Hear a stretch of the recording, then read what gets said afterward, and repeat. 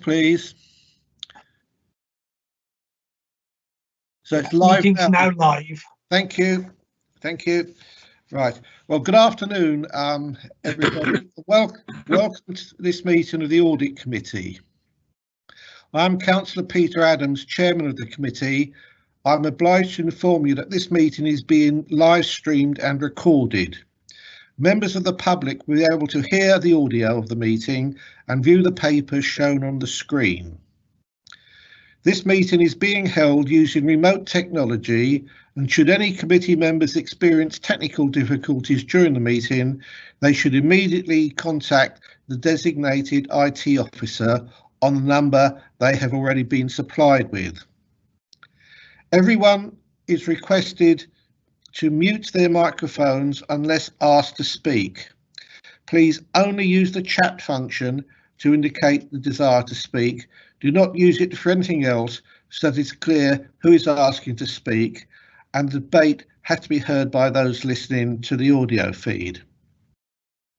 As Chair, I will interpret the Council's existing standing orders in the light of the requirements of remote participation, with advice from the monitoring officer prior to making a ruling. At the start of the meeting, I will ask members of the committee to confirm their presence and any disclosable pecuniary interests they have in any of the items on the agenda. I will ask that everyone who speaks during the meeting, including members of the committee and officers, to introduce themselves each time before they speak. This is so those listening know who is speaking. So we're now going to do a roll call and have a look at disposable pecuniary interests. Members are reminded to disclose any pecuniary interests in any matters to be discussed which is not included in the register of interest, and leave the meeting prior to the matter being discussed. So I will now read out the members' names and ask them to confirm their presence and if they have any pecuniary interests. Councillor Brian Williams. Present, and I have no interest. Councillor Michael Wood.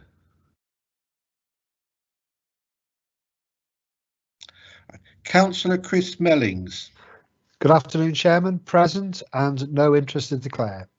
Thank you. Councillor Owen Jones. Present and no interest to declare.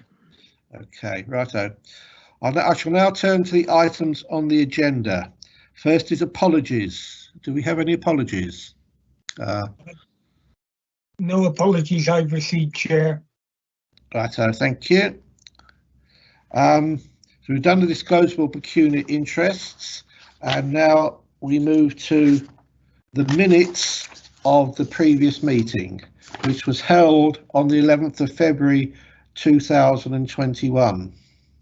Can I ask for a proposer to move that the minutes of the Audit Committee meeting held on the 10th of December and the 11th of February 2021, as circulated with the agenda papers, be signed as a correct record? Brian Williams, I move. Thank you. Do I have a seconder? Chris Mellings, happy to second, Chairman. Righto. Thank you. Righto. So that seems to be it. I'll now accept these minutes as a true record unless anyone else indicates differently. No. Do we have any item 4, public question time? Do we have any public question time? Any public questions? No public questions, Chair. Okay. Item 5, members' question time. Do we have any questions from members? No members' questions, Chair. Okay, so we move to item 6, first line assurance, pension payroll interfacing updates.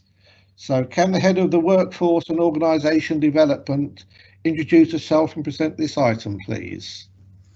Yes, thank you, Chair. Sam Williams, Head of Workforce and Organisation Development. So the report that you have entitled Payroll Pensions Interface gives an update on progress as requested at the meeting back in September 2020. Just by way of background, payroll data is extracted from the council's enterprise resource planning system, which is called the ERP, on a monthly basis, and that is fed into the pension system, which is called iConnect. This information informs the production of the annual pensions benefit statements that go to all members of the pension fund. Work continues to be undertaken between the payroll and the pension teams to ensure that the information that is transferred is accurate. I think it's important to stress that the pensions deductions from the ERP system are correct and there are no under or overpayments being made. So this purely relates to the data that is extracted from the system to go into the pension system.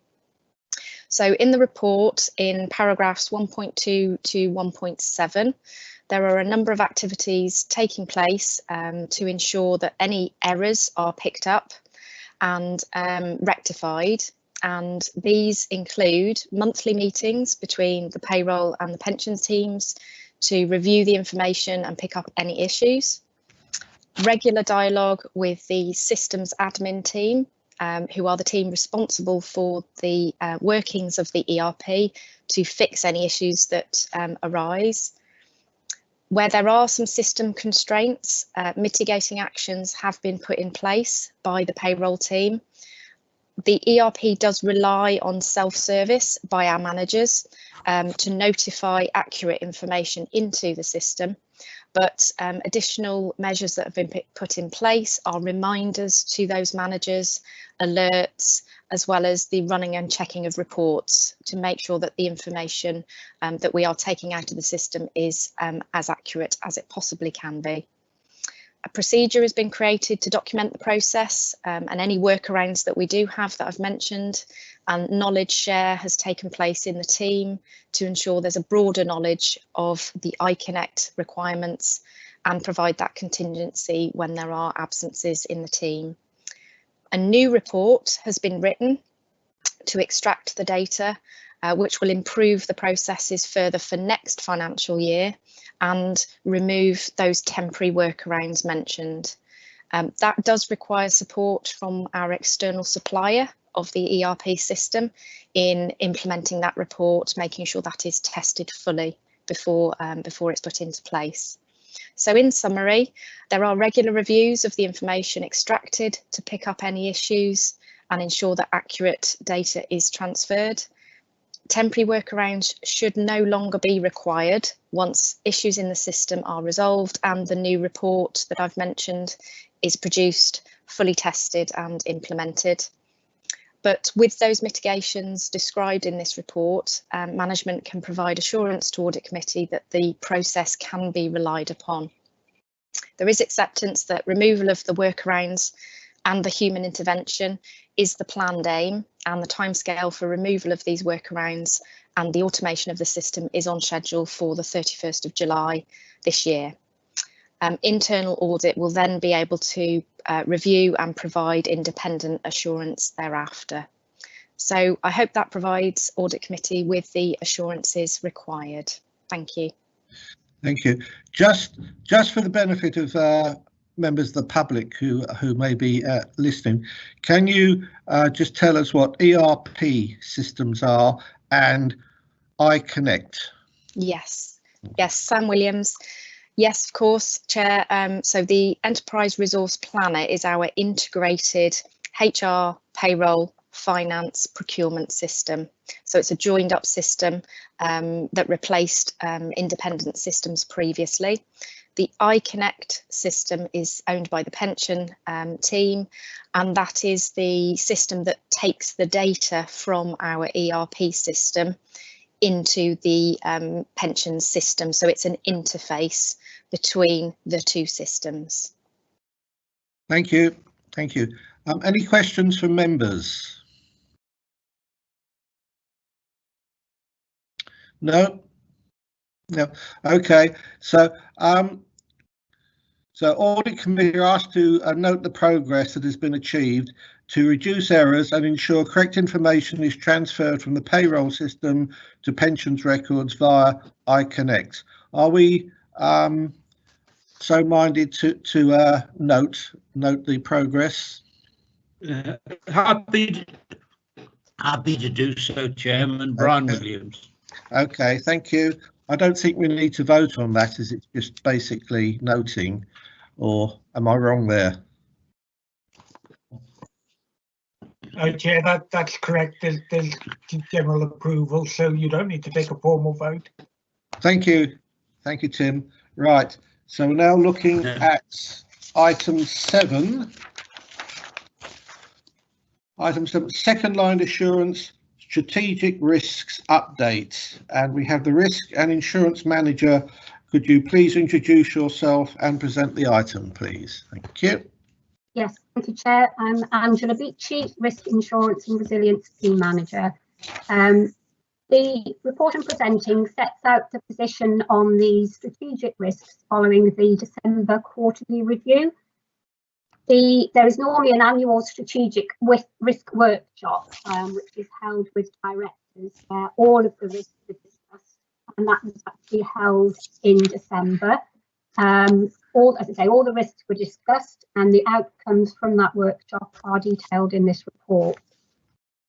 The workshop was delayed due to the response to COVID, so we will hopefully be returning to having this strategic risk workshop in April, May this year, so we can set targets for the whole year early on. Following the workshop, the risk profiles were issued to all those officers who have additional controls for their updates, comments on any slippage, and whether there were any emerging risks. So as of December, we have 17 strategic risks, which are 11 high, 3 medium, and 2 low risks, with 1 new risk being developed at the moment, which is the cyber risk, but that will be scored as a high risk. 3 risks had their scores changed during the review. One of them also was redefined, and that's the redefined risk was failure to manage and mitigate the mental health and well-being of staff. It was redefined to reflect the risk more appropriately, and this was scored as a high risk. The reputation risk was moved to a medium risk to reflect the response to COVID from the council and the improved relations with the media. The impact of COVID-19 risk remained high, but the likelihood was reduced from a 5 to a 4 to reflect the council's response and all of the processes and procedures that have been put in place. There was an acknowledgement that we're not out of the woods yet by any stretch of the imagination. Some services are still very much in response mode, but we are also working on recovery. It was agreed that 1 risk would be archived, as it was seen more as an operational risk issue, and that was the risk around the retention and recruitment of experienced and qualified staff.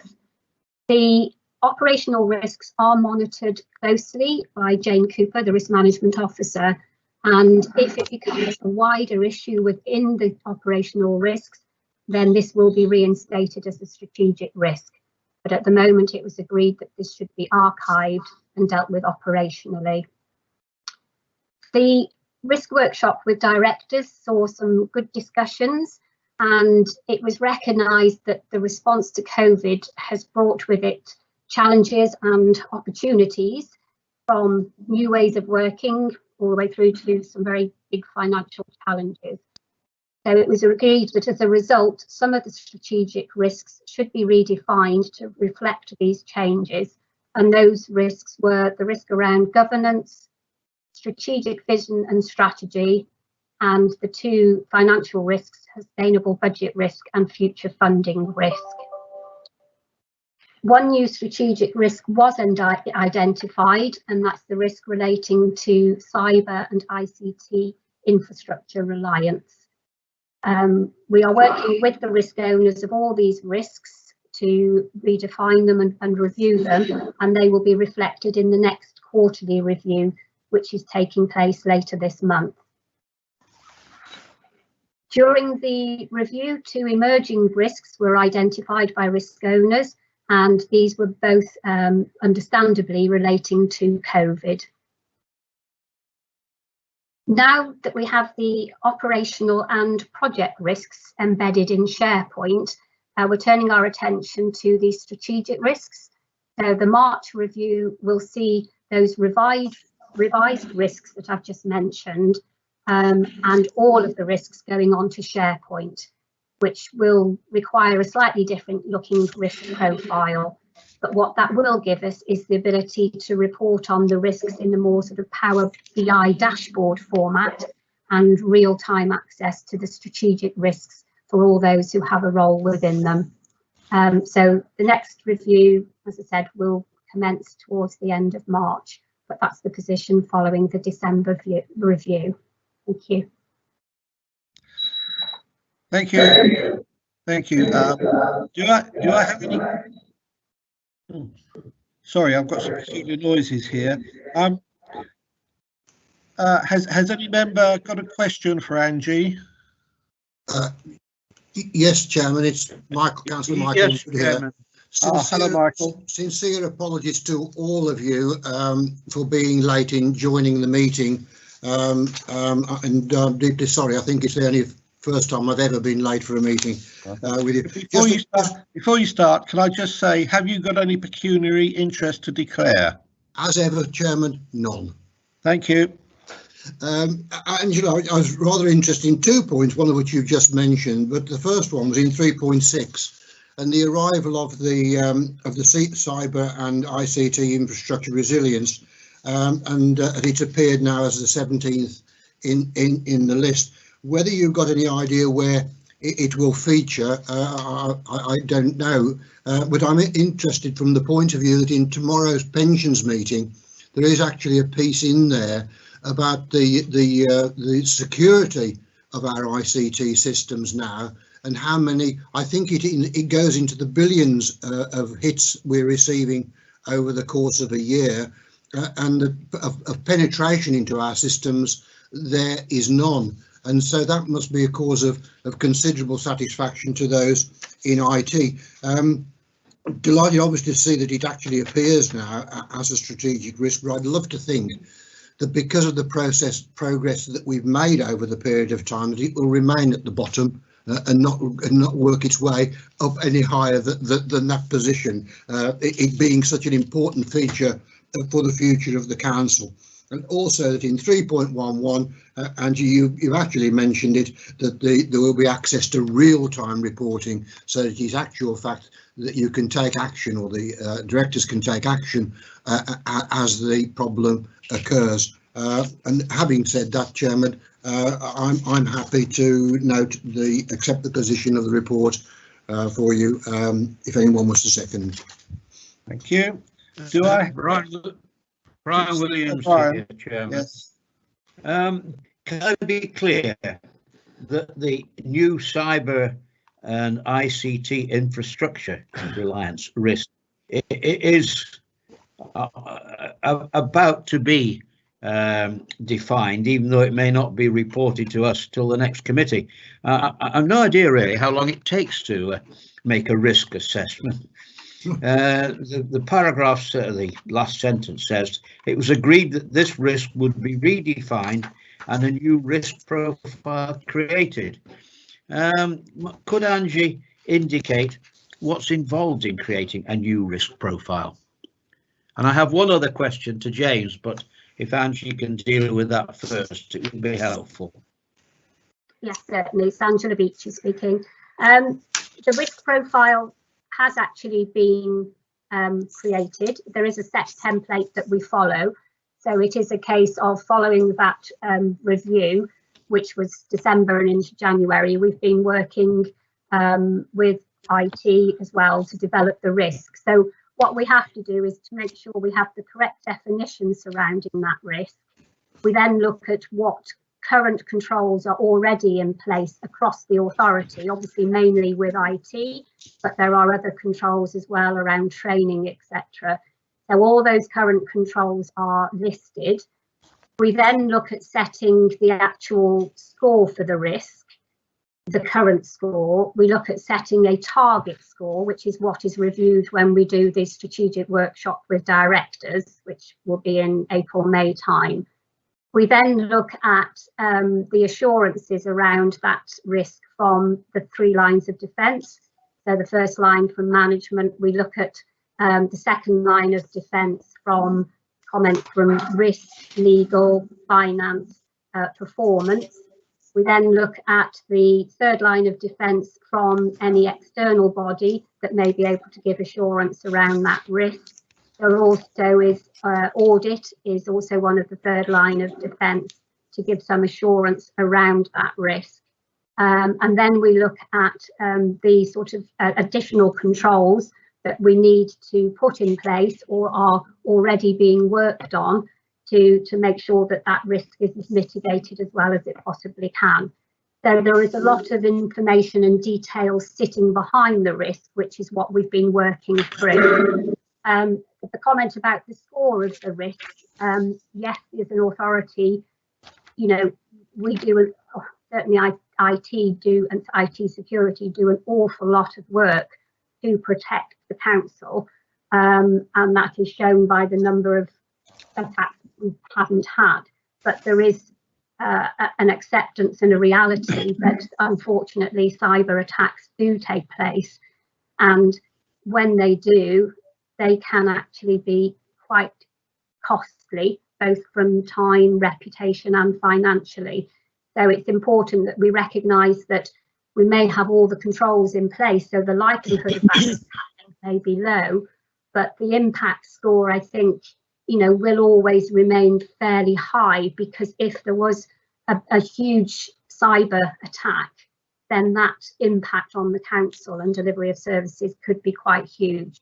So I think it'll come out, the scoring will come out as a low likelihood because of everything we've got in place, but actually the impact I think will stay as either probably a 4 because of the impact that would have on the council as a whole, especially when you look at now the reliance that we have with all our staff, you know, sort of working from home. The reliance on IT is even greater to be able to deliver services properly. So I think that's where we're looking from that cyber risk and ICT resilience or reliance. So a lot of work going on behind the scenes to create a lot of information behind that. So hopefully that answers the question. In a most comprehensive fashion, thank you. Thank you. Okay. The other, thank you, Angie. The other question to James, I haven't had the opportunity to ask James Walton, the Director of Finance, before, but how does it come about that you are the risk owner of the mental health and well-being of staff? And I thought that was a risk to staff in itself, that you are the owner of it. Thank you, Brian. If I can respond to that. So James Walton, and I suppose the answer is in the title. I'm James Walton, Interim Executive Director of Resources, and that role now encompasses more than just finance, governance and assurance. It also picks up workforce transformation, IT, performance, communications, etc. And so as part of that, the responsibility around workforce, which includes staff wellbeing and mental health, stress, etc., falls under my remit. So that is why that risk has been aligned to myself. So you're making yourself an expert in these subjects, James? I'm relying on people like Sam Williams, who are experts in these subject areas, to continue to do this stunning job that they have been doing over the last few years to assist me in ensuring that those risks are managed. Excellent. Thank you, James. Nothing else for me, Chairman. Thank you. Anything else from members? Yes, please, Chair. Chairman. Chair, I've indicated I want to speak. Right. I think you may have to wave. It's not coming up on my chat line. So, okay, Johan, yes. I see in the list here, there's no mention of data protection.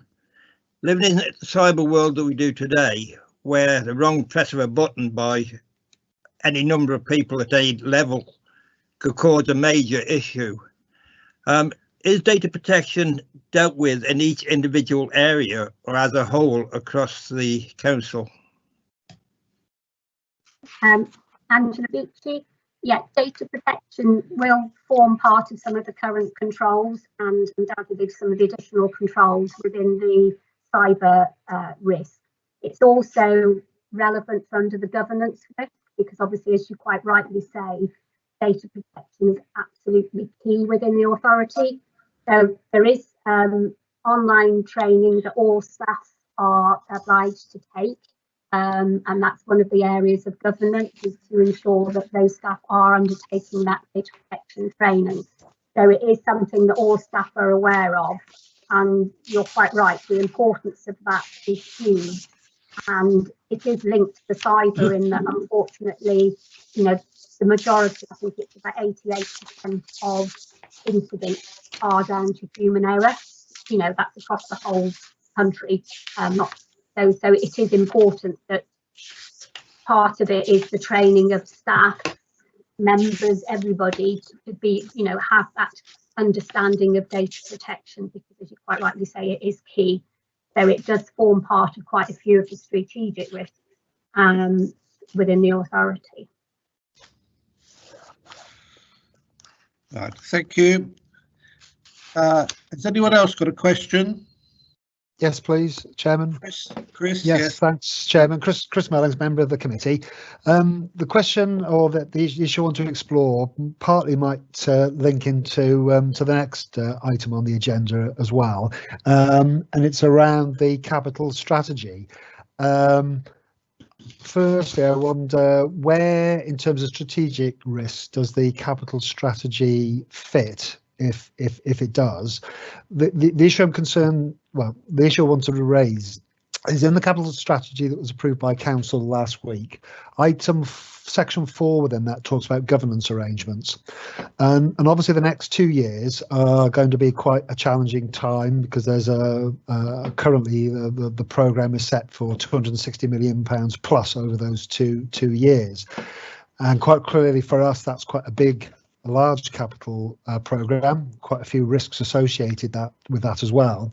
And there's some specific references in section 4 of the capital strategy to the need to ensure and the need for assurance that our members and officers have the appropriate skills, capacity, information, etc., to enable them to make the appropriate decisions they need to. Now, I know previously we've had training sessions that link to it, but that's probably a couple of years ago now. But the main issue now around, of course, is the size of the programme. So what I'm trying to tease out, I guess, is the process for us as a committee seeking assurance that those skills and capacity are there. For example, in the last month, I've attended 2 specific sessions on commercial strategies, etc., with the LGA. The sessions I went to, there was nobody else, no cabinet member from Shropshire. It may be that they've been to other sessions, but I would have thought that would have been a good introduction into this whole area. So, as I say, I don't know whether this is an issue that would sit within the strategic risks, or whether it's something we're able to feed into our work plan or part of our training, really just to sort of get a little bit behind that. As I say, it's purely because of the size of the capital programme that we're talking about, and the need to ensure that we're managing the risks as appropriately. Sorry, that's a bit garbled, Chairman, but hopefully I've been able to make the point. Okay, thank you. Angie, sorry, does Angie have a reply for that? It might be better if I responded, Chair. On that. James, I'm quite happy, Chair, to respond to that. This is James Walton, Interim Executive Director of Resources. So it's an absolutely pertinent question in relation to the capital strategy development. I mean, just as a starting point, the capital strategy is in itself a risk control mechanism to ensure that we are setting out what our plans are for the future, establishing what they are going to look like over a period of time, flagging up the issues that need to be taken into account, and then ensuring that if that strategy is actually the one that we're attempting to follow, that therefore all of the building blocks follow behind that. So there's a significant financial risk in relation to the size of that capital programme and the need for that. That will be managed through mechanisms such as the Treasury strategy, the potential indicators, etc. There is a risk in terms of the delivery, in terms of timescales, and again that will be managed through things like the project risks against each of those individual areas. And then there is a wider, which is the point that you're really focusing on, around the kind of the skills and capacity of the staff to actually to be able to deliver that. Again, by setting out that framework to establish what that may look like, then enables the authority to say, well, what due diligence do we need to undertake, what staff do we need, what resources do we need, what do we need to buy in, etc., to enable those plans to get off the ground. So just because something is included within the capital strategy does not mean that that is going to be delivered. What then happens is there's a mechanism that moves it from the capital strategy into the actual capital programme.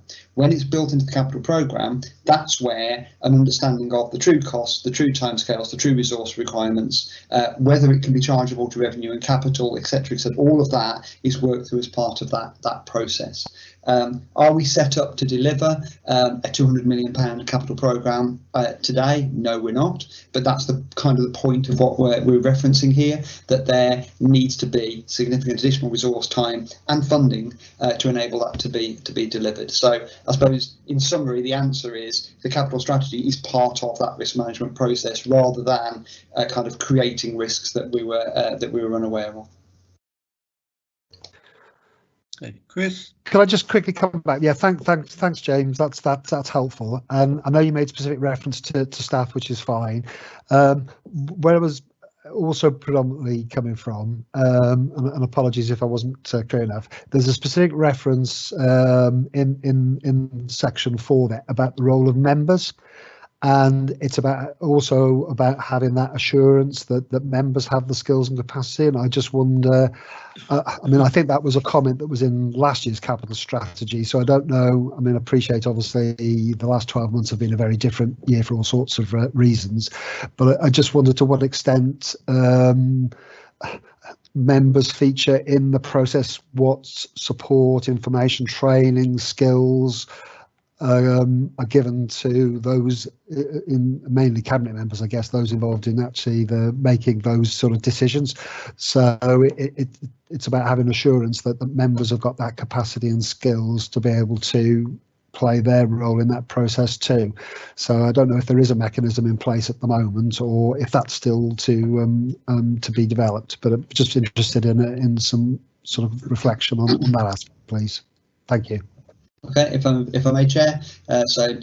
James Walton, Interim Executive Director of Resources. Yeah, absolutely fair point. In relation to member training, there's kind of two parts to this. There's a kind of understanding what the member role is within this, because clearly there is a different expectation in terms of the officers to what the member role is, and that member role is much more around the policy, the strategy, the wider understanding where this is. So it's about playing to those strengths and understanding that. In terms of member training, specific training, there have been a number of training sessions that we've had, just down to things like the Treasury management training and etc., which kind of just give that oversight of how these things are funded, how these things are developed.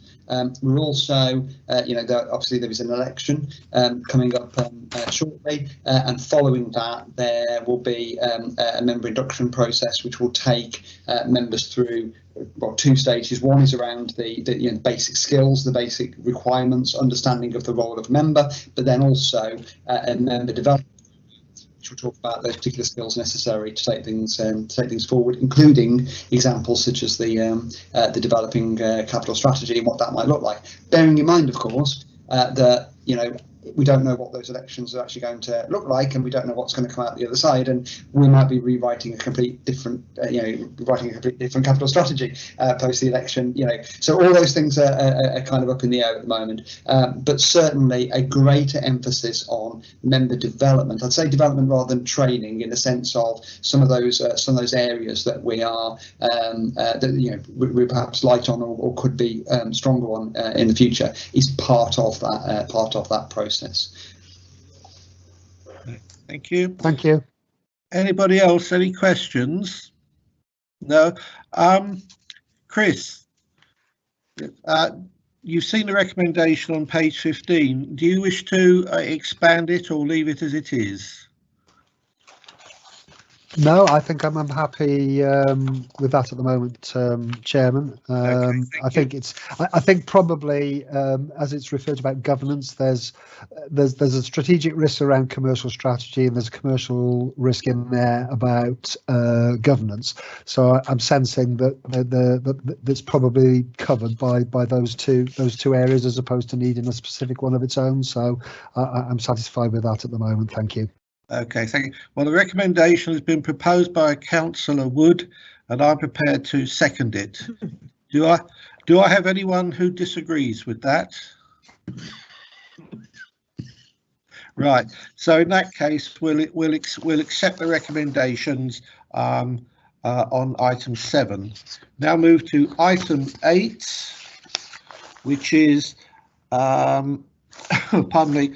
Governance Assurance, Draft Audit Committee Annual Work Plan and Future Training Requirements. And the report will be presented by the Head of Audits. So, Kerry, are you ready? Thank you, Chair. Yes, Kerry Plasky, Head of Internal Audit. I think this dovetails nicely following the conversations you've just had. This is an opportunity to think forward and look at the annual work plan, and whether it will deliver against the terms of reference of the Audit Committee going forward, and also alongside that, the skills that members and the development that members would look towards to ensure that they can adequately scrutinise and seek the right assurances from the papers that are brought to their attention. So the paper has 2 main appendices. The first appendices will be familiar to you, the work plan, and it's tied up with the terms of references. It tends to follow the general reports that you would expect to see, and what I would say throughout this committee today, you've got the audit plan, the proposed audit plan later on your agenda, and also you've got the update on performance so far of the audit plan. There may be topics there that you want to add into your work plan looking forward to seek assurances where internal audits won't be able to give you those independently. So that's worth thinking about as you think about the work plan. In terms of learning and development, there's details within the report of the sessions that members have received this year to date. And the training, again, the proposal is to do 3 half-day sessions over the next 12 months. And there's proposed dates. Obviously, these can be tweaked dependent on members' other demands. And also, in addition to this, following the elections, there will be general training provided to all new members on the role of audit committee and the role of internal audit, external audit, and how audit focuses in supporting the council and providing that assurance process. Appendix B identifies some of the training topics for audit committee members to consider, and you'll see there some of them are general, some of them are more specific. And again, at this point, with not knowing who will actually be on the audit committee going forward, it may be quite challenging to identify exactly what training that the members require. And so all of this can be tweaked throughout the next 12 months with the chair at the time. So that's not an issue. So really, I'm going to stop there and take any questions. Thank you. Thank you, Kerry. Do we have any questions from members for Kerry on the plans in front of us? No, it appears very straightforward, Chairman. given the fact that we're not sure what the composition of the committee will be after May. And so I'm happy to move the report. Thank you. Thank you, Brian. Chris, did you indicate? Yeah, likewise. I think it would be unfair for the existing committee to perhaps tie a future committee too much to this. So I think Kerry's advice is, as ever, is sound as regards that. The only thing, reflecting on the previous discussion that we had, whether it's part of a training, I've been interested in the committee exploring the further issues, particularly with the next 2 years in mind, around governance and the capital strategy and the sort of capacity, skill set, those kinds of things. But I think that's perhaps something that, whatever the new committee looks like, it can perhaps pick that up and consider whether that would be useful in its development. But that's the only issue I think that I would like to see considered going forward, whoever is sitting on the new committee post May. Okay, thank you. So the recommendations on page 21 say the audit committee work plan for 2021-2.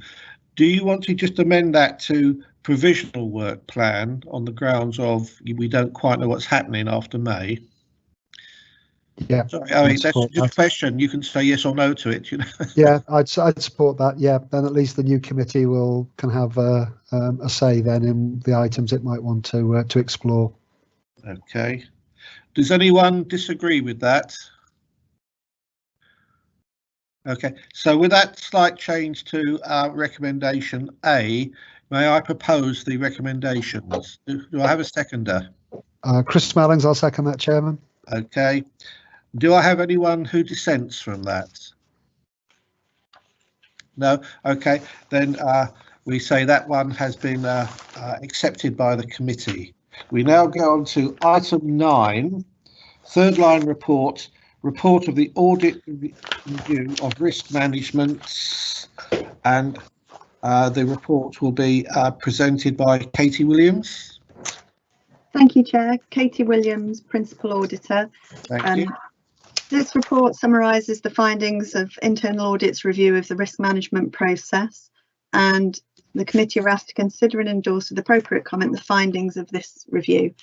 So this report is brought to audit committee as it forms part of the annual governance process, and it's part of the audit committee's terms of reference to review the adequacy of risk management on an annual basis. The last time we reported this to you was in February 2020, and I'm pleased to note that the audit rating continues to be good. This year we've undertaken it as a self-assessment, which is a slight change from our normal audit process. What that involves is we don't conduct all the normal testing that we would do. We ask the team for updates if there's been any changes, and obviously as an audit team we're aware of the background to that team and our involvement in the business continuity process at the moment. So the assurance rating remains good. Management report, no significant changes, and obviously Angie's already fed in on the strategic risk update and that they'll be moving over to SharePoint too. That was the main update that we found in the audit report. So I'm happy to take any questions if you have any. Thank you, Peter Adams, Chairman. Just looking at the pages 51 and 52, where you list the audit objective and the conclusion and summary, all four paragraphs there states the control objective is achieved. So that means that the controls are in place, does it? And then from the fact these controls are in place, reliable reports will be issued at the appropriate time. Yes, the control objective is our internal audit objective that we're looking to test and demonstrate that those controls are in place. And in this instance, there were 4 that we looked at and all were achieved, which feeds into the good assurance rating that we were able to give the team. Okay, thank you. Any members wish to speak? No. In that case, I'll propose the acceptance of the recommendation on page 49. Do I have a seconder? I'll second that for you, Chairman. Councillor Michael Wood. Thank you. Does anyone dissent from that? No. In that case, then we accept of the on page 49. Right. We now go on to item 10, third line assurance, internal audit performance report and revised annual audit plan for 2020-21. And again, this will be presented by the head of audit. Kerry. Thank you, Chair. Kerry Plasky, Head of Audit.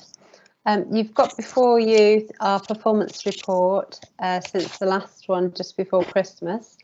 79% of the revised plans have been completed, and that's in line with delivery records.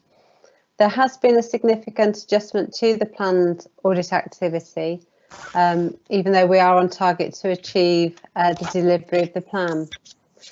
We've had adjustments in risks and a reduction in available resources for pure audit work, given the impact of COVID on both the service and our clients. And what we've done is where we have had auditors redeployed or supporting the business in different areas, we've used this work to help inform the year-end opinion alongside the audits completed by the team. So at this stage, I'm not envisaging the scope of my audit to be constrained because I'm picking up the information from second and first line assurances. So if I can explain that a little bit further by taking members' attention perhaps down to from paragraph 6.3 onwards. We've had just under 6 full-time equivalents that have responded flexibly to the changing risk environment of the council, and they've been providing support to pandemic activities. So we've got some assurance from there, the details of which appear in 6.5. So what I've done there is I've set out against each of the directorates where audit resources have been deployed and where we can gain assurance from how things are working and how risks are being mitigated and controls managed across a number of areas. In addition to that, we've acknowledged that some of the services are focused on not only delivering business as usual, but also delivering pandemic activity. And so to go in and have an audit on top of that would be quite heavy-handed. If you think about schools, for example, that's a good example about the types of things that they're dealing with. Well, that's also reflected in a lot of our support services and frontline services in the council. So what we've done is acknowledge this, and we've done some self-assessments, and Katie's just mentioned one of those, where we've gone out to the business, we've asked them to assess and tell us whether their controls under the current situation have improved, have stayed the same, or have got worse. And we've asked them that so that when I come to give you my year-end opinion, I'll be able to give you an opinion based on their management assurances in terms of direction of travel.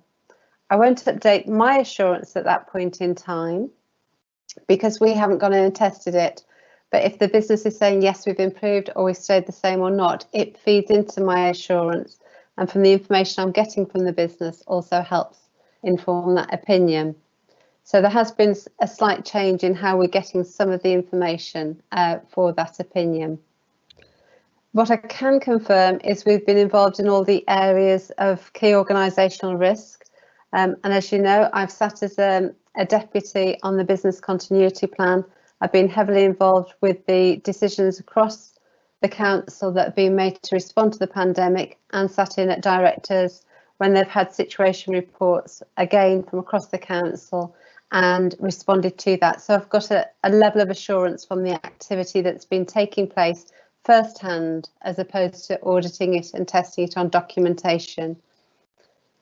So in terms of performance against the actual audit plan, paragraph 7.2 onwards give you some graphics in delivery, but the key thing for me to take members' attention to is the direction of travel, and this is summarised in 7.14, the tables there. There are a number of lower level assurances at this point in the year, and they are higher than the outturn for 1920. So you'll see there it's about 49% compared to 36%. And we've got higher numbers of unsatisfactory assurances, 20%, again, compared to the previous year's outturn.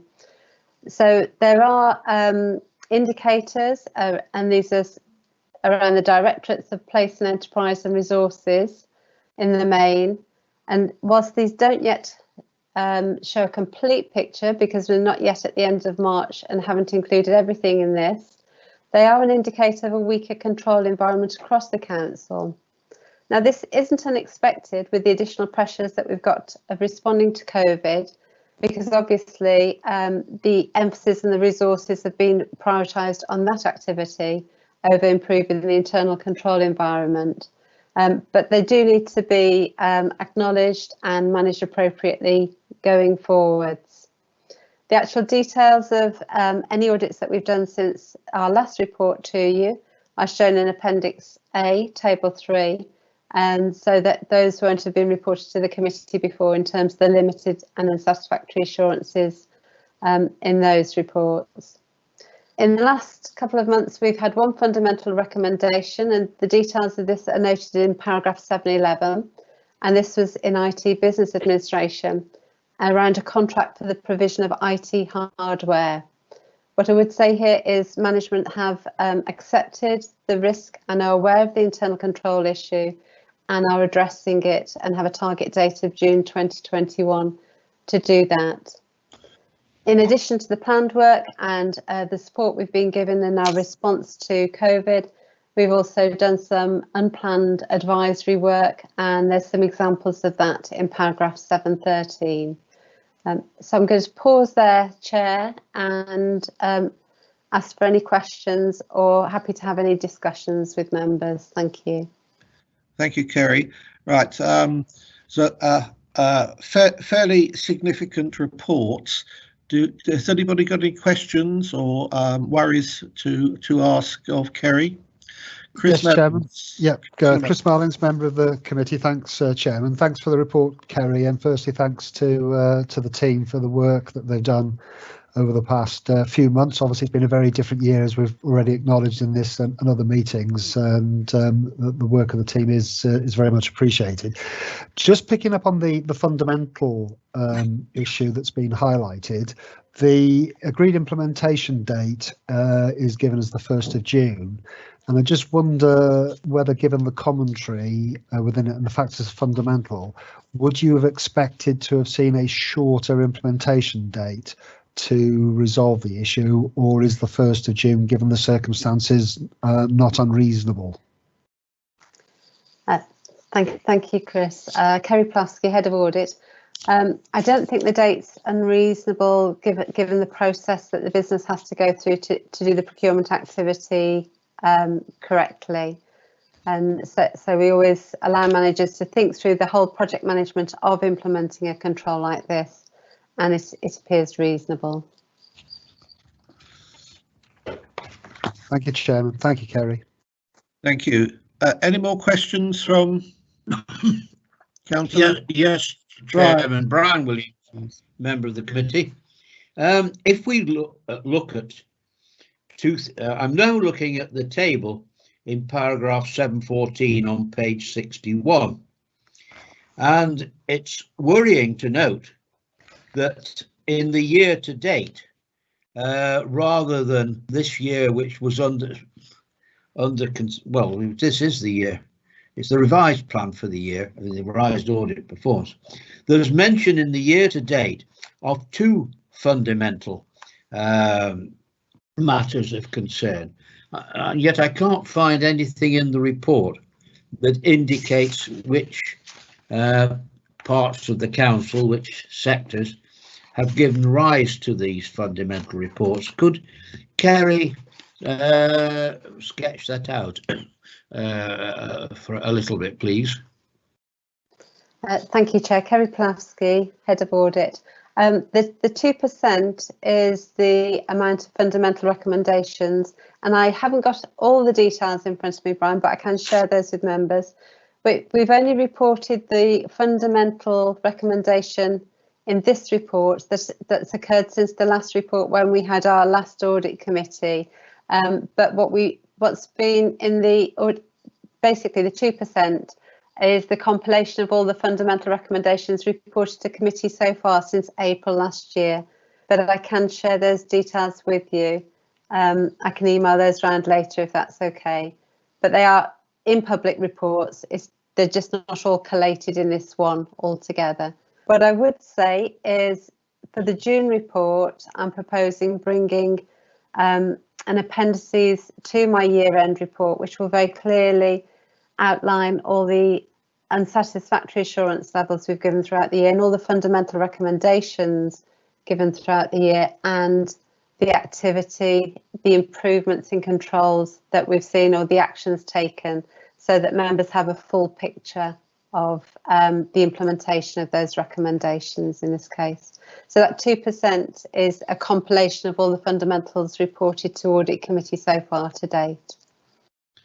Thank you, Kerry. I am hoping to be here in June, and so I'm content to wait for your report, which includes details of this 2% of fundamental recommendations.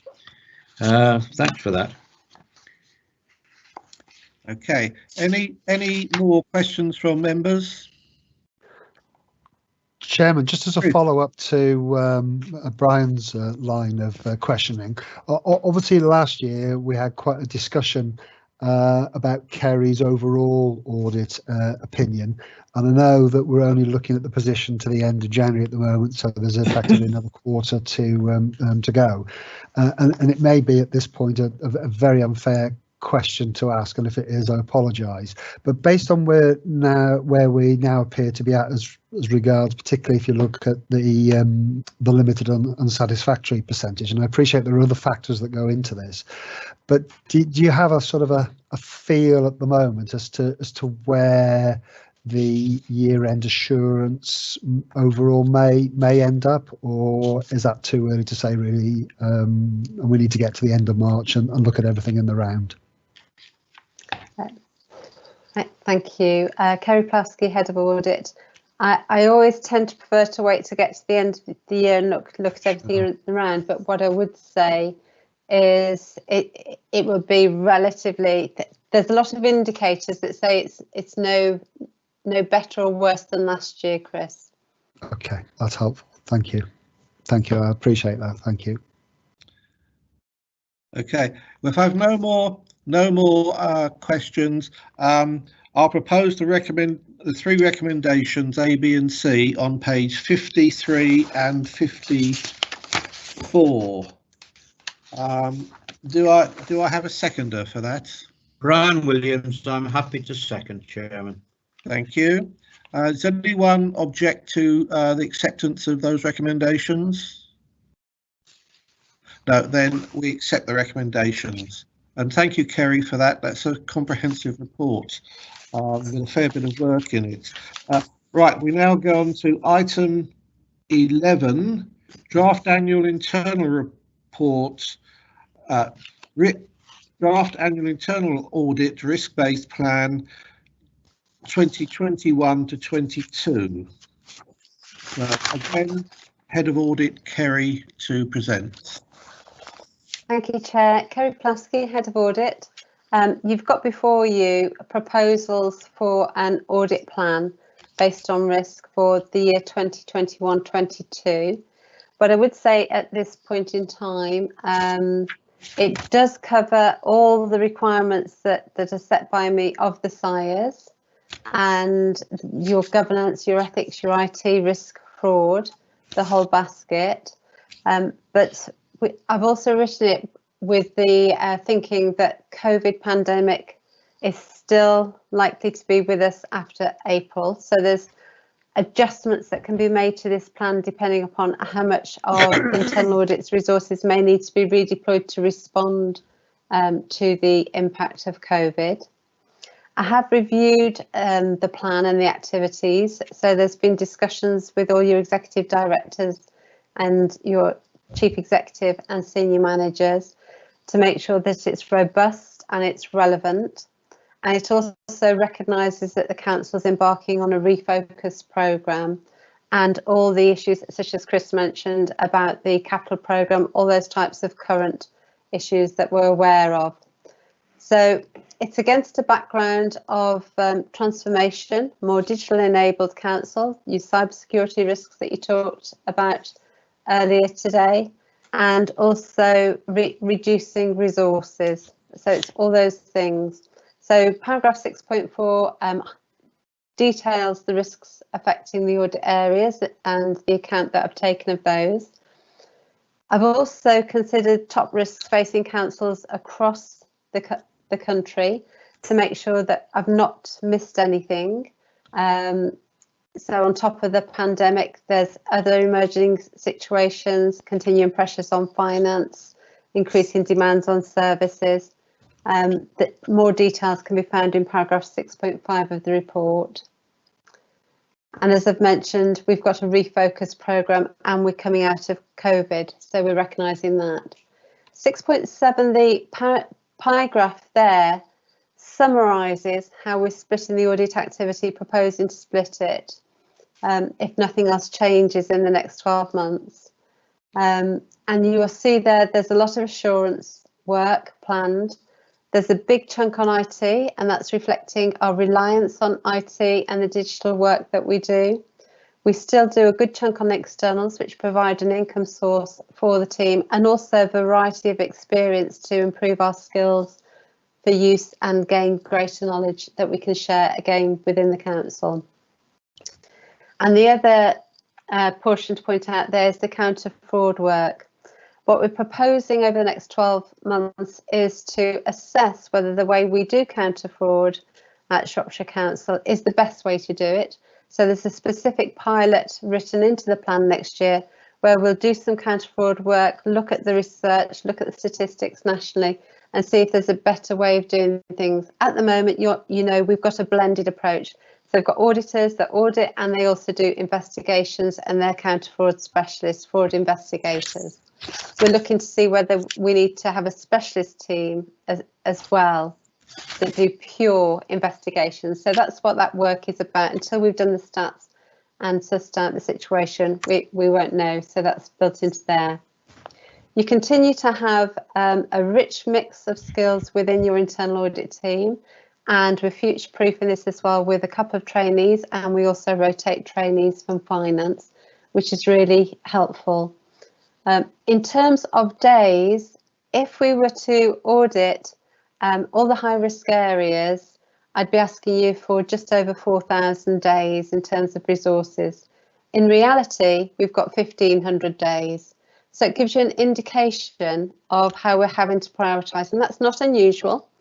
And that's a realistic situation for any audit team to be in, but we just have to be aware of that.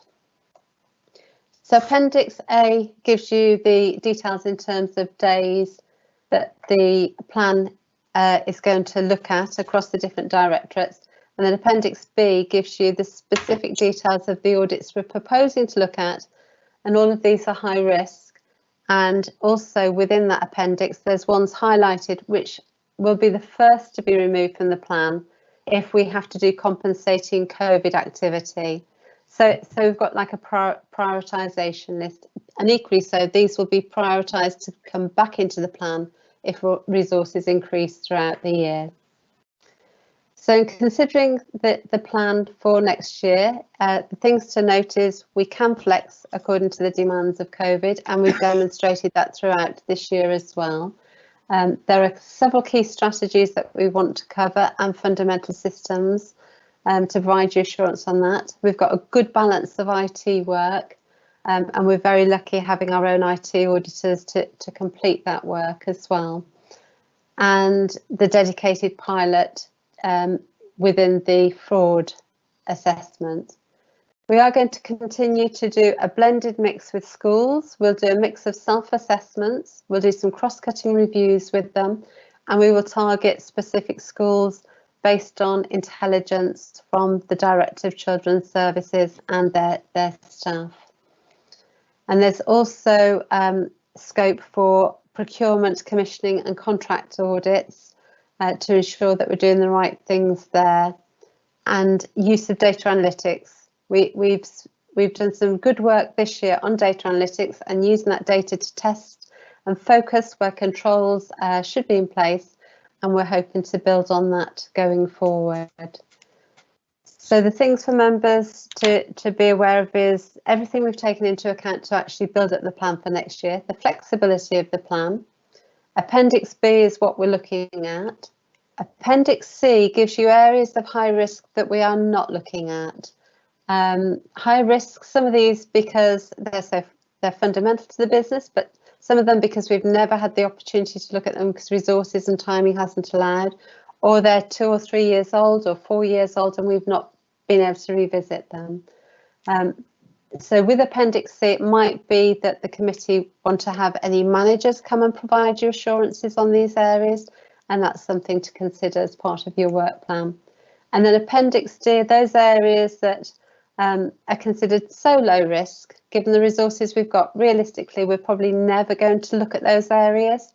And again, it might be that audit committees sit there and say, well, actually, internal audit might not look at them, but I might like to invite the manager to come to a committee to explore how they're managing these resources and controls, and they're managing the risks within those areas. So I'm going to pause there, Chair, and invite any questions. Thank you, Kerry. Any questions from members? Chairman Brian Williams here. I'd like to explore a little further with Kerry the question of having a dedicated fraud auditor or manage. You can't. They've got you can manage fraud, but the case. This is on page 75, second paragraph from the bottom. Does this mean that there's going to be an extra person employed to do this? Because if we're reducing the fraud contingency from 200 to 150 days based on current experience, and this I think is borne out by the fraud report at the end of the agenda, where we're only 6 cases at the moment under investigation, as against the usual number from memory, which appears to be in the teens. Is there not a case for simply employing, expanding the audit team by another member and continuing as at present using an experienced auditor like Katie Williams to continue with the fraud investigation? I'm not quite sure how I understand the direction of travel on this particular issue. Kerry. Thank you, Chair. Kerry Plasky, Head of Audit. Those are the things that we're exploring, Brian, because one of the challenges is, are we doing it the best way with a blended approach? Is there more that the services can do to do with counter fraud activity investigations? Is audit the right place? Should it be a specialist? So this is what we've got to do is get some stats and data behind it to actually validate what's the best way forward. And those are all options. It could be that we get another auditor, and then across the team we can do more investigations. It won't impact on the audit plan. It could be that it's better having a specific fraud resource for this, counter fraud resource for this. All of that's got to be explored, and what we haven't had is the time and set the time aside to do the actual business case and look at that data and work with all the services. So what this pilot will do, they'll do the research, they'll look at best practice out there, and then they'll dip into different areas, revenues and benefits, social care, where we collect income, and see the types of frauds that may or may not be the opportunity for fraud in those areas, and whether the control environments can be improved or not, and the best skill set to do that, whether that's a fraud investigator, an auditor, or more support in those teams. And that's what we don't know yet. So I couldn't come to you with a strong case at the moment until we've worked through that process. So this is allowing that process to be worked through first. Does that help? And how long will that process take, Kerry? We At a guess. Yeah, we've planned it over 12 months to allow us to spend a quarter in each of the areas that we've identified to work with the teams, understand what's going on, look at data. So we've planned by the end of 12 months, we want to come back and say, this is what we did, this is what we found, and this would be the best way forward. But to give you an informed business case on that. I look forward to that with interest. Thank you. Any other councillors have a question? No. I've just a comment to make. Listening as Peter Adams, the chairman, listening to Kerry, I must admit I'm a bit disturbed by what she's saying. She's having problems with the coverage and reach of her audit during the year, and the bottleneck has come through something that you can only really praise her department for, which is they have been extremely flexible. They've been flexible, unfortunately, outside the departments. They've gone to other people and are doing work there. Now, as the threat of the virus declines, I assume that James may be able to help here. I assume that there will be moves to move people back to their original departments after they've, you know, as sickness declines and people are back and things return to some sort of normality. And I would like an assurance that for Kerry, that the staff that are out on loan, as it were, are allowed to come back, even if it's drifting back, say 1 a month, so that she actually has her staff, so that she can actually cover or try to cover more of the work that she has to do. As she said, she's got 4,000 hours of fairly what should be fairly critical audit work, but she can only at the moment cover 1,500 hours, and it seems to me that she will need her staff back so that she can do more of her basic work and give more reassurance to the council.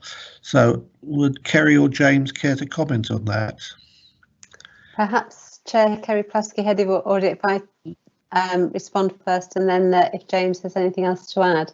What I would say is it's been about reprioritising, and we're not the only service that's had to support the response to COVID, which is a very positive response everybody's been giving. And there is an activity with the roadmap to work back to business as usual, however that will look going forwards. And the council's putting in steps, and audit is part of that. And there is a path to having the team back and the auditors back. But obviously, we've got to. COVID is the priority first, so that's where we are, and we can be flexible about that, which is a positive. And also, the teams that we're auditing, don't forget, are under a lot of pressure, so it's probably helped them not to have as much audit, and for us to go in and support them. So it's been a positive step in doing that. So I don't know whether James wants to add anything further to that, Chair. Thank you, Chair. Nothing in particular to add, just to reinforce that message. Really, at the end of the day, in emergency circumstances, then the authority needs to make a strategic decision about how it deploys its resources. I suppose the downside is that in having a team full of auditors who have a lot of transferable skills and a great understanding of the organisation, they then become in demand in terms of where other areas need support for redeployment. But fundamentally, that's why Kerry has set the plan out in the way that she has. So we have audit coverage if there is a continued need to support the business in relation to, let's say, COVID-19, but there is a plan, should resources be returned back, to expand it in a strategic and complete way to ensure that coverage is across the authority. Okay, thank you. Right, well, bearing that in mind, I'll propose the recommendation on page 71. Do I have a seconder for that? Johan Jones. Johan, thank you, Johan. Does anyone dissent from it? No. Okay. Well, in that case, we accept the recommendation on page 71. We now go to item 12, third line assurance, external audit, progress report and sector update presented by the engagement lead from the external auditors. Yes, thank you, Chair. Grant Patterson from Grant. Oh, right. Thornton. Hello, Grant. Okay. Welcome. Hello, Chair. Welcome along. Thank you. Good afternoon, everybody. My name's Grant Patterson, and I'm going to be taking over the engagement lead role from Richard Percival, who will be retiring at the end of the month. I think we know a number of the members on the committee. I was previously your engagement lead. I think some 6 or 7 years ago now, but just to confirm that under ethical standards, I have spent enough time away from the council that I am allowed to continue to return as your engagement lead in an independent capacity. I was going to be joined by Mary Wren today, but unfortunately she's had an emergency that she's had to deal with this afternoon. So you've got me really presenting both reports today. So the first one on your agenda is the progress report as at February 2021. So I've already introduced myself. I think really on this, and I'll come into a little bit more detail over the annual audit letter. One of the things to advise members is just to confirm that we have completed the 2019-20 audit now. We issued our audit opinion, or Richard and Mary and the team did, on the 10th of December, which I think was following your previous audit committee, and we've now certified completion of the audit, and I'll come on a little bit more detail when I go maybe through the audit letter. And we'll also be presenting the annual audit letter for this year on the next agenda item. The other elements of work that we are undertaking is we have been looking at certification of a number of claims and returns, and we have certified the housing benefit claim, and that was issued very recently, like I want in a moment. And then what I will do is take you through a little bit about where we are on the 2021 audit in relation to timelines and where we might have conversations we're having with James, especially and his team around this year's audit. So if I take you to, I think it's page 91 on the PDFs, in terms of this year's financial statements audit, although we've started planning, I think the pandemic has, well, not the pandemic has impacted upon our overall timelines. So unfortunately, we're not in a position where we can formally confirm what the significant risks will be at this time. Although I think on reflection, actually, given that you have got elections coming up and there may well be a different audit committee in place or a change of audit committee members come June, that timeline actually works reasonably well, that we'll be able to bring our plan and explain the strategy for the full audit to that audit committee. I think what I can say at this time is, in terms of presumed significant risk, we normally rebut the one around revenue, your income. We'll have to have another look at that this year because you've had a lot more income coming as part of the government support for COVID and number of grant claims. I'm not anticipating that being a significant risk, but clearly we just need to understand the business processes that the council has in place. And as you've heard earlier, I think internal audit have been helping out in those sort of areas as well. So I'm not anticipating it being a significant risk, but we do need to have another look at that. And we will be looking at management override controls again. My initial interpretation is primarily that like to be the journals again, but we do need to have another look at those final areas. I think you will be seeing again the significant risks coming forward in relation to significant estimates. There are actually changed auditing standards this year around estimation processes, but I would anticipate valuation of land and buildings and net pension liabilities being significant risks. But in terms of other areas about where audit focus, it will be more around those significant accounting estimates this year, and I'll come to that in a little bit in a moment. One slight change, which is a positive change, is around our going concern assessment. You already, as a public sector entity, you will prepare your accounts on a going concern basis, but there's been a slight tweak to what we call practice note 10, is how we interpret auditing standards, which is going to confirm that we're expecting more guidance from the NAO around the interpretation, i.e. service continuity would mean you prepare on a going concern basis, and also around though the concept of material uncertainty related to going concern, which we do need to look at, but we are expecting that that is going to be changed slightly to help us in our interpretation of that in the public sector, which will probably help the way that we communicate with yourselves.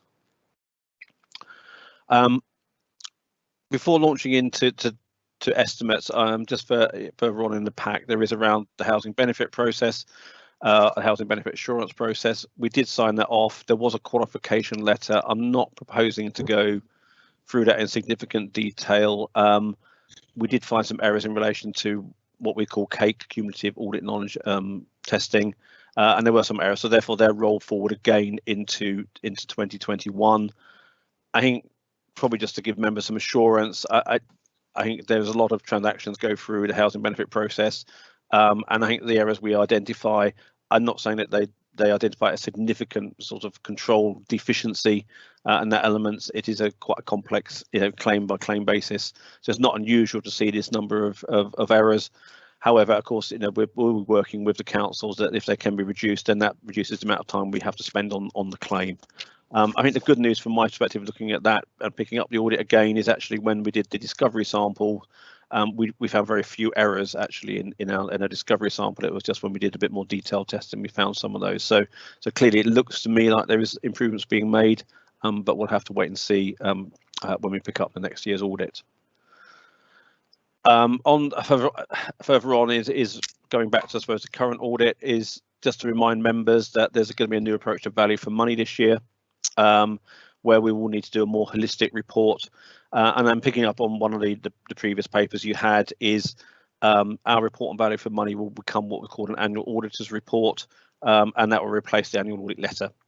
So and the plan at the moment is that that will be reported at the same time as we issue our audit opinion. So that's a slight change in the reporting process, and I'll pick that up with Kerry around the overall work programme for the committee. I wasn't going to go much more into the details of value for money, but it is something that maybe there could be some training on for the next audit committee around June to explain what those main changes are. The one area as well, which I think we need to pick up with a new audit committee, is auditing standards around accounting estimates and disclosures.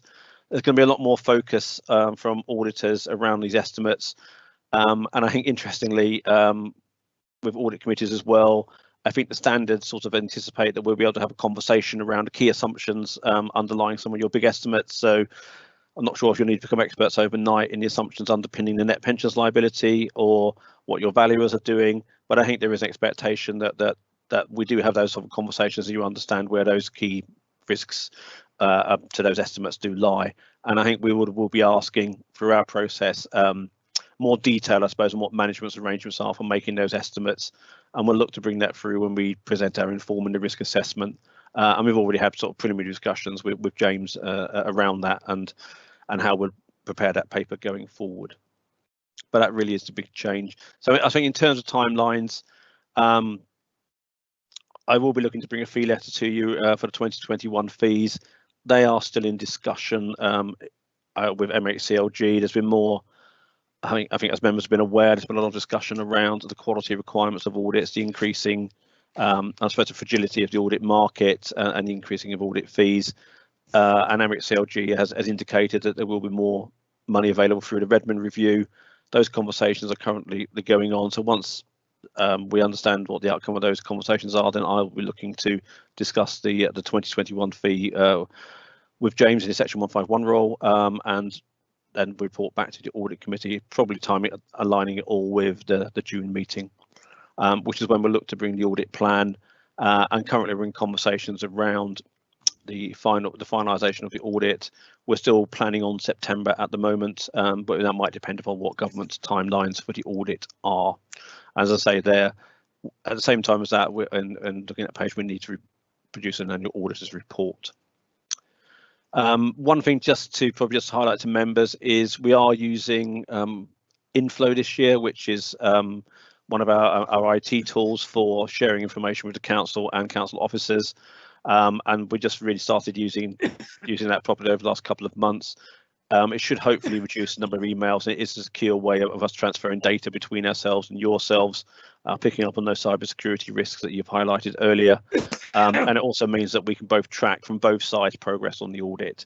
I don't propose to go in detail around the system itself, but as I said, we have had conversations with management around that. I wasn't going to go in, there's a bit there about me as your returning engagement lead, but I wasn't going to go through that in heaps of detail unless members wish me to. And then there are some sector updates, which primarily is just for the new audit code. So that's where I was going to stop on the sector update, and happy to take questions, Chair. Thank you. Do we have questions for Grant? Chairman, Brian Williams here. Can I say, Grant, as someone who remembers the pleasant, though arm's length of necessity, relationship with you when you were our engagement lead previously, it's very pleasant indeed to see you back again, and welcome. We look forward to the continuing very satisfactory relationship we had in the past. Just one question, and that occurs right on the your page 9, our page 91. Yep. When you talk about accounting estimates, is that what we members think of as the budget, or are accounting estimates something which includes that, or very much wider than that? What's a reasonable definition of accounting estimates? It's probably narrower than that, actually. And that's an estimate is when there'll be a specific figure in the accounts for which there are normally a number of assumptions or parameters that will drive it. So it's looking more, I mean, the two I've highlighted there are specifically the sort of the valuation of your land and buildings would be one. So, you know, if you have to get a valuer in to value an asset, the valuer will be making a number of assumptions and underpinning that valuation. So a lot of that is do you understand what the assumptions that the valuer is making? I say you are, I'll use management or does council understand that? So it's actually looking at specific numbers in the accounts, and if you're looking at the pension liability, there's probably 3 or 4 assumptions underpin that. What's the anticipated salary growth if you're looking at the pension liability? You know, what are discount rates going to do? What's inflation going to do? Things like that. So the question is, so those things will, and actually I suppose what ultimately on pension, if a net pension liability is what's the value of the assets going to be. So that in a way it's looking at those bigger estimates in the accounts, and they could vary depending on which assumptions you use, and therefore they could move around quite a lot. So the question is, do you understand what is driving the estimate? And I suppose in a way, how have you got yourself comfortable that that is a true and fair figure in the account? So in a way, I suppose it's actually narrower than your budget. We will look at the budget in overall terms as part of value for money, I think, and looking at financial sustainability. But this is really focusing on those key numbers in the accounts that are subject to key assumptions, and they could move around quite a lot and they could vary quite a lot. So it's a question of how you've reached your conclusions that the number you put in there is a reasonable number. I think it might be worthwhile having a brief training session on that, Kerry, in the new year. Thank you, Grant. Thank you. Any more questions from members? No, in that case, I propose that we note the reports from the external auditors. Do I have a seconder for that? Councillor Wood. Yeah. Okay, thank you. Right, does anyone object? No, then okay, we accept that. We accept the noting of that. Now, it's now 3 o'clock. We normally have a break here, but I note we've only got 2 basic reports to look at. So if the members agree, we'll go straight on. Please continue, Chairman. Keep going, Chair. Yeah, Keep going. happy with Right. that. Happy with Okay, that. thank you, Chair. So, I'll, so sorry, Chair. Sorry, I was just going to say on the question, the only thing I've got there is a question of if Kerry can look at the appropriate training that Grant was talking about, and Brian, for next year, that would be appreciated. Right, so we go on to item 13, third line assurance, external audit and an annual audit letter 2019 to 20. And again, it's Grant to speak. Yes, thank you, Chair. Grant Patterson from Grant Thornton. I'll just briefly take you through the annual audit letter. Members of the committee would have seen a lot of information in here already because it closely draws upon the audit findings report that would have gone to the previous audit committee. So the annual audit does summarise our key findings from our work in 2019-20, and as I alluded to earlier, that was undertaken by Richard Percival, my predecessor. So just to confirm, as I said slightly earlier in relation to the other paper, we gave an unqualified opinion on the council's accounts on the 19th of November, which was following on, I think, from the October Audit Committee. Well, the opinion was unqualified, but we did include, just to remind members, an emphasis of matter in relation to valuation material uncertainties in respect of the authority's land and buildings and your share of the pension fund's property-related assets. I just stressed that it's not a qualification. It was really just focusing on the fact of you made appropriate disclosures in your financial statements, and we were drawing attention to readers of those accounts, as we felt that was a significant matter that they needed to be aware. So again, to say an unqualified opinion was given on the accounts, and similarly, an unqualified value for money conclusion was given at the same time, and we did formally conclude the audit or certified audit close on the 8th of December. I think what I would take the opportunity now is on behalf of Richard, Mary and the team to record our appreciation and help, assistance and cooperation of the council and its staff during the audit for last year. It clearly was an extended period because of the pandemic, and this year, of course, we are still working within that pandemic, but hopefully there may be some more freedom of movement as the summer approaches, but currently we are looking at still continuing to work in a virtual environment for a lot of our work in the short term. Okay. I think I don't know, and it just I won't go through the details. I think in terms of the main audit there. I'll probably just draw attention to members. We have summarised our value for money conclusion there. I'm also conscious that you've just passed your budget for the 21-22 financial year. So this was drafted ahead of that. I think probably just a reminder that we will be looking, I suppose, as part of this year's audit around the financial sustainability and elements highlighted there. But our value for money will be looking in a more holistic way going forward. And I think what we have also finally highlighted in there is that, I suppose, the fee variations, which I know got discussed previously, but if you have any questions on those, then I'm happy to take them. Sorry, Chair, I was going to stop there. Okay. Thank you, Grant. Any questions for the external auditor? Chairman, Chris Mullings, member of the committee. I'm not sure if it's a question really more than a comment, and I know that we probably covered this largely at sort of previous meetings, but it's really just around the value for money conclusion. And I think, as we discussed last year, because I think a similar comment was in last year's annual audit letter, and that's really on page 115, which is around the I don't know what to call it really, whether it's a warning, advice, or some other appropriate term, but it's something that doesn't come to as any surprise. It's the issue around and I quote, the availability of non-recurrent measures to balance annual budgets is now very limited, and the continued reliance on one-off funding is unsustainable.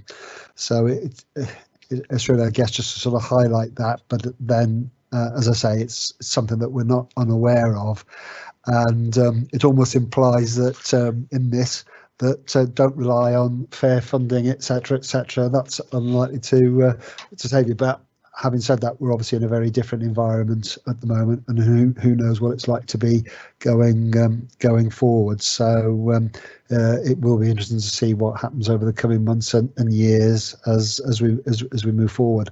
Hopefully, the financial position will ease, but clearly there will be some issues, whatever happens, I guess, really.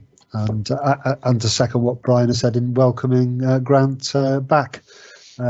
So it's good to see you back with us. So thank you, Chairman. Okay, thank you, Chris. Anybody Yes, else? can I have, Brian? yes, a question. If we go to page 17 of the report, it's our page, as it happens, it's our page 117, and the Grant Thornton's page 17, by a happy coincidence. We have, you are charging us.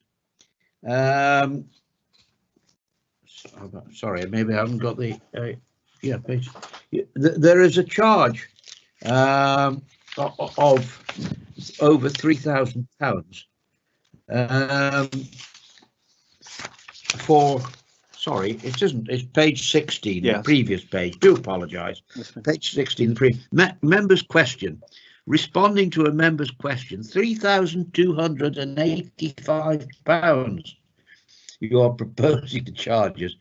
I wonder whether you could, you may not know this, having just walked into this position, but I would be interested to know what sort of question a member could ask that would cost the council £3,285. Well, I'm aware of the question, and I think it was in relation to, as it highlights there, in relation to the authority's highways contract, and I think the governance arrangements around that. And the reason why it sort of, I suppose, it comes out at that number is a lot of the review was undertaken by, well, the audit manager and the engagement leads, that has been Mary and Richard in that, and it would have involved having conversations and discussions and reviewing papers that have come out of the in relation to the matter, and then responding to that. I mean, I'm happy to give a bit more in relation to that, and we've had ongoing discussions with the Director of Place around the approach that the council's taking going forward in terms of managing the contract, because I think you're in the early years, aren't you, of a long-term contract? I think it's in years 3 or 4 of a 10-year contract. So I think it was the question around that. That is just sometimes if you have to look at these matters, and I'm sure council have had that in the past, even in terms of challenge questions. That's why we do look at them carefully before taking them on board. We do recognise that some of the costs involved in that can escalate quite quickly, but then that is a sort of, I suppose, a factor of the ability for individuals and in both members and the public to ask questions of the auditor and to have them formally responded to. Yes, thank you, Grant. I just wonder, I may have missed this in the past, but I wasn't aware that such a question was in the audit domain. I wonder what the effect of the response has had on our view of the risk involved in the highways contract. I'd like Kerry, if you could, to explain a little more about the impact of this question and the examination of it by external audit on our views on the governance of this particular contract. Thank you, Brian. Kerry Plasky, Head of Audit. The question was one that Richard explored with me to see what we'd done to respond to inquiries around the highways contract, all of which have been brought to Audit Committee previously, and the approach that the council took. And there was acceptance that we'd taken the correct approach with the information that we got at the time, and that there was no findings or anything that I need to report back to committee to make any improvements. Thank you, Chair. Thank you, Kerry. Thank you. Right. Any more questions to our external auditors? No. No. Well, in that case, I propose that we note the reports. Do I have a seconder? Yes, I second, Chairman Brian Williams. Thank you. Does anyone dissent from that? No, in that case, that's accepted. And thank you to Grant for his contribution and explanations today. Thank you. Right, we now go on to item 14, date and time of the next meeting. The next meeting of the Audit Committee will be held on the 24th of June 2021 at 1:30 p.m. Okay, we now move on to the exclusion of the press and public.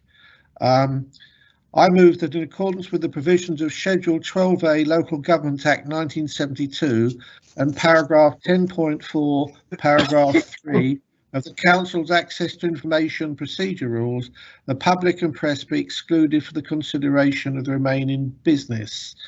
And I have to looks like I have to take a recorded vote. So I'll read out your names and please say whether you agree or not. Councillor Williams. Agree. Councillor Wood. Agreed. Councillor Melling. Agree, Chairman. Thank you. And Councillor Jones. Agree. Thank Sorry, you. Somebody else spoke on my behalf. I didn't actually. Oh, sorry. Right. So, but I agree. Thank It's an you. academic point, but my official spokesman got there before me. Thank you. So that is agreed, and now we just have to wait a bit while we come out of live transmission with members of the public.